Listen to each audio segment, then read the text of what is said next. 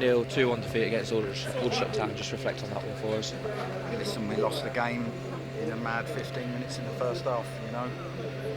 No matter how you set a team up, no matter what shape you play tactically, how much you get in the lads' head and try and get them confidence in a tough time and belief and, you know, individual chats you have with players, and you go around, you try and lift the group, you do everything to get us in a positive frame of mind. If you don't do your jobs, when the time comes and you concede goals because of it, it makes the game very, very hard, you know.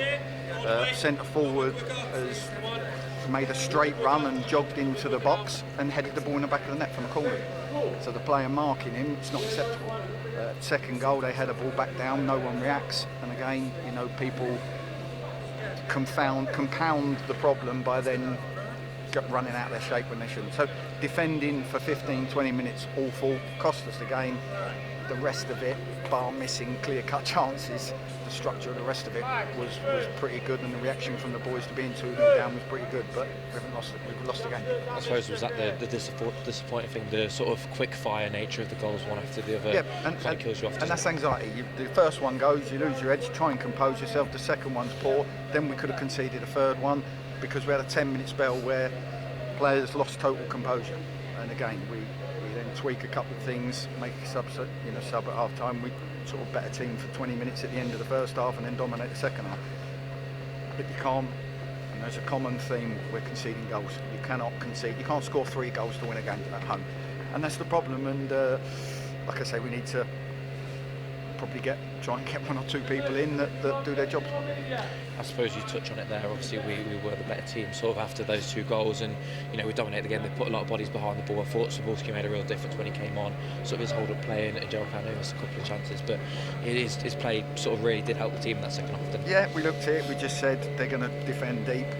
We wanted to try and have his sort of aerial prowess, centre forward play in the box, and yeah, nearly worked because he's had 2 or 3 great chances. Obviously, the one he's scooped over from 2 yards. The same with Josh when Dallow shot, and Josh has just got to pass it into the net and it comes off the back of his heel. But that's where it's going for us at the moment, you know.